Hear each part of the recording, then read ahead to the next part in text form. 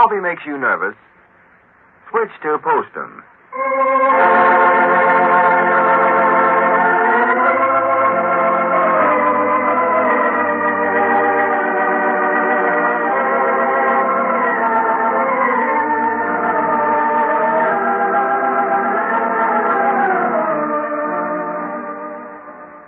The makers of Postum, the favorite mealtime drink in millions of American homes, present those two lovable old characters from the hill country, Lum and Abner.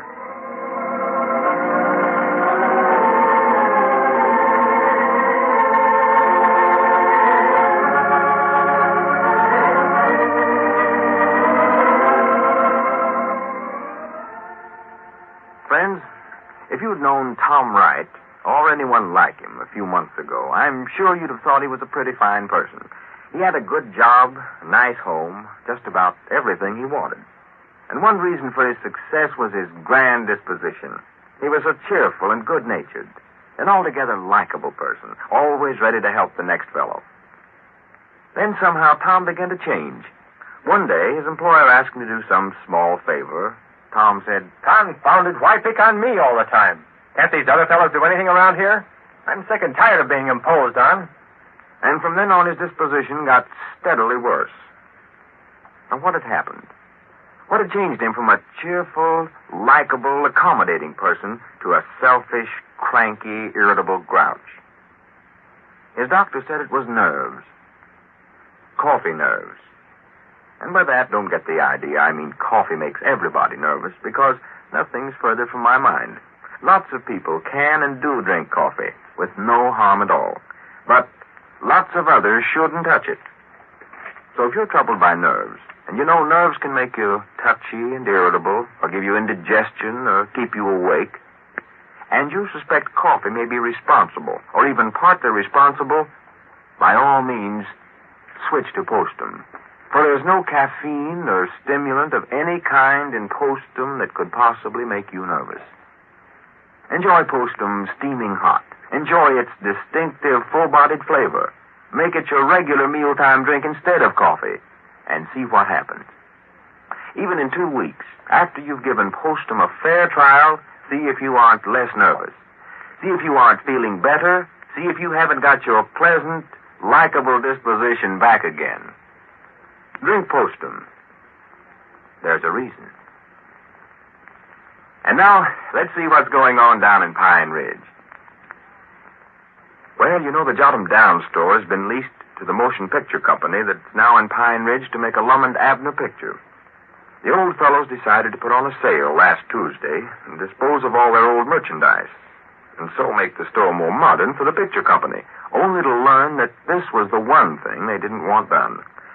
So now they've been forced to recover as much of the former stock as possible, so as not to change the appearance of the store. As we look in on the little community today, we find Lum and Abner down at the store after a very busy day. Listen. Well, that's about everything, ain't it, Lum? Yeah, let me get this set of buggy harness hung up here. Well, sir, the store looks just about like it did before we had the sale, don't it? Granny's, I hope so. They made enough to do about it. I still don't see why that picture company was so dead set on having the store look old-fashioned like this, instead of fixing it up nice and up-to-date like we wanted to do. Me neither. But they said we had to put it back like it was, or the whole deal was off. Yeah, I know Uncle Henry Lunsford thought I'd lost my reasoning when I went over there yesterday and paid him more for this set of buggy harness to get it back than I charged him for it the day before. Yeah, that's a fine howdy-do. Have a sale, get rid of everything we got, and then go out and buy it back for twice as much. Yeah, that sale cost us about $200 just to get the store back like it was. Just about.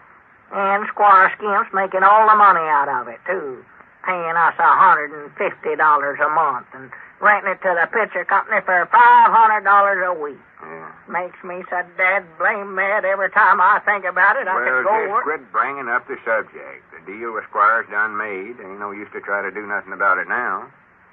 I can think of a lot of things we could have did, but ain't no use to lock the barn after the horses stole.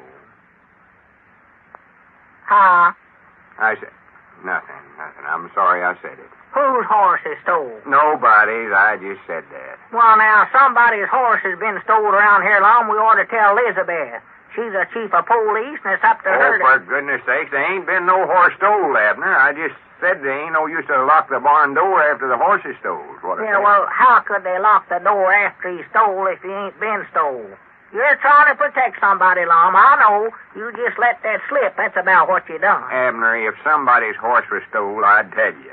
I was just using that old... Oh, no, you don't. No, you don't. Just because there's some friend of yours. It ain't no friend of mine. Well, what you trying to protect him for, then? I ain't trying to protect nobody. Well, who is it, then? Nobody. Well, it's bound to be somebody. Horse can't just get stole by itself. There ain't been no horse stole. You said there was a minute ago. Now you're trying to back out of it. I ain't trying to back out. Just hush up about it. I've said all I'm going to. Oh. Refuse to answer questions, huh? Elizabeth could take you right down and lock you up in jail, Lum Abner. Lock me? You ain't accusing me of stealing no horse, are you? Well, you might not have sure enough stole him, but you're just as guilty as the feller that did. Protecting him this way. Harboring a criminal, that's what you're doing. Interfering with the law. That makes you a party to the crime. Now, wait a minute here. You're going just a little too far there. Granny, you drive a feller plumb subtracted. Yeah, give me the 3rd degree. That's what's making you feel that way. I'm breaking you down. That's what I'm doing. I'm going to break you down directly, and it ain't going to be by asking no questions, neither. Where was you at on the night? Who was it? Look me in the eye, Lum. Do I know him? No. I don't know. Let's see. Is it vegetable or mineral? Was it Snake Hogan? No, Abner, no. Well, tell me when I'm getting warm. I'm not going to tell you nothing. For as I know, there ain't been no horse stole. And if there is, I don't know who done it. Well, that's just the trouble. Nobody wants to help enforce the law around here. How do you expect Elizabeth to catch him if you... I don't want her to catch nobody. That's just what I figured. More than likely, some friend of yours. I told you it weren't no friend of mine. Now, just hush up about it, Abner. Just don't bring it up again. Let's talk about something else. Yeah, all right. I won't say no more about it. But I just want to warn you, Lum. If whoever it was stole that horse is a private friend of yours, and you don't want to see him get in no trouble, if you'll see him and tell him to take the horse back to whoever it belongs to, I won't say a word to Elizabeth about it. Just to help you. All right, Abner. Thank you. I'll see that the horse is took back. Now, that settles it, don't it? Yeah. I don't feel just right about it, though. Feel sort of guilty myself getting mixed up in it this way. Special after all I've said about crime not paying. Well, now, you just forget about it now. Everything's going to be all right. There's just one little thing that's worrying me. Well, now, there ain't no use to worry about it, Abner. I'll handle it. Well, it's going to be harder to get that horse back in there than you think it is, old Lum. I don't think we'll have no trouble. Just forget about it now. Well, I hope you ain't forgot nothing. Forgot nothing? Yeah, didn't you say a while ago that the barn door was locked after the horse was stole? I'm just thinking you might have trouble getting him back in there. Well, if it's locked, I'll get a key somewhere. Now, please, Abner, please don't say another word about it before I go stark raving mad crazy. Oh, I won't tell a soul. Your secret's safe with me, old boy. Well, good. I'm glad that's over. I'll know better than to start something like that again. Yeah. It ought to be a good lesson to you, Lum. Yeah. You ever hear me using another one of them old lettered sayings in front of you again, I want you to whop me one. I believe that was our rain. Yeah, just sit down. I'll get it. Oh, yeah, that's right. It might be that feller. You better talk to him. What feller? You know, barn, horse. Huh? The horse thief. Oh, for goodness. Hello, jot'em down store. Lum Abner talking. Oh, hello, Mr. Young. Harold Young, the director of the picture. Well, I'll be dead blamed. He'd have been the last feller in town I'd ever stationed. They have, huh? Uh-oh, bet they done caught him. In the morning. Well, that's all right with us. We're ready any time. He's got an automobile. I don't know what he want to steal a horse for. Must be a kleptic maniac or whatever they call him. Him with his fancy Hollywood ways. Oh, well, everything in the store is right back like it was. You needn't to worry about that a minute. Low down horse thief. Yeah, in the morning. All right, sir. Goodbye. Mr. Young says they're all ready to start the picture in the morning, Abner. In the morning? Yeah, we'll have to close the store and turn it over to them. Yeah, I sort of hate to do it. Me too. Expect I better make an announcement to the folks on the party line, let them know we ain't going to be open for business no more. Yeah, better, reckon. I'll give the fire alarm ring. I'll get them all to the telephone. Listen in and see where the fire's at. Yes, sir, it just ain't going to seem at all natural not coming down the store here. Well, don't start that, Abner. It's hard enough that. Wait a minute. I can hear them picking up their receivers. Howdy, everybody. There ain't no fire. This is Lum Abner. I've got an announcement I want to make. We're closing down the Jot'em Down store today. Me and Abner's going to make a moving picture. You've been hearing us talk about Pine Ridge for a long time, nearly 10 years now, and we've decided maybe you'd like to see what the place actually looks like, and us, and the Jot'em Down store and all. So we're going to try our best to show you. I just hope the picture's as good as we think it's going to be. Hope you'll all go see it and let us know what you think about it. And by the way, it might be a good idea for you to call your local theater manager and tell him to be sure and get the picture for your town, and then maybe better call him back in a few days and remind him again. Or see him and tell him. I could stand here and tell you about the picture all day, but I know you'd rather wait and see it. But before I hang up here, I would like to ask a favor of you.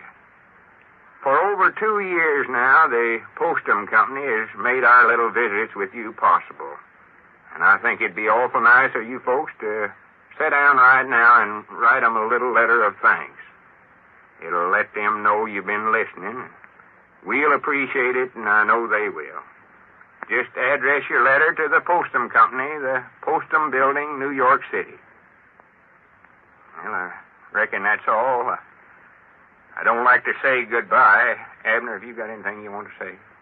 Yeah, but I couldn't say it, Lum. I'd choke up, sure the world. I know it would. Well, folks, thanks for your loyalty, your many nice letters, and your friendship. Our best wishes for your health and happiness till we meet again. Goodbye.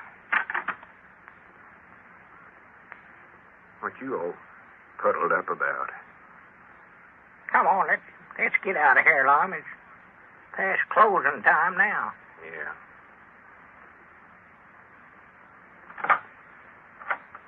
Wait a minute. Let me have one more look before we close the door. What you looking that way for? The store will always be here. We can open it up again sometime. Yeah.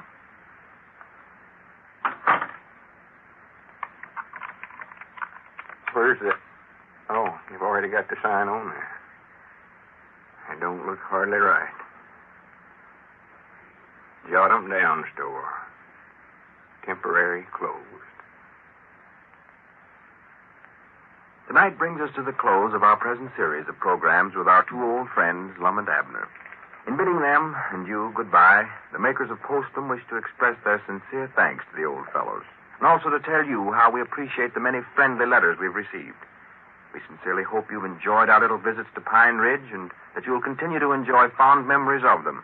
And we hope, too, that you'll continue to enjoy the product that's made it possible to present Lum and Abner. Enjoy Postum. So until we meet again, may luck and happiness and health be yours. This is Lou Crosby speaking. Ladies and gentlemen, in saying goodbye for this series, I'd like to add my thanks to you, the listeners, and to Postum, our sponsor, for my small part in the past programs. And to my old friends, Lum and Abner, thank you for a swell association. And best wishes for the success of your Pine Ridge picture. Good night. Goodbye. This is the Columbia Broadcasting System.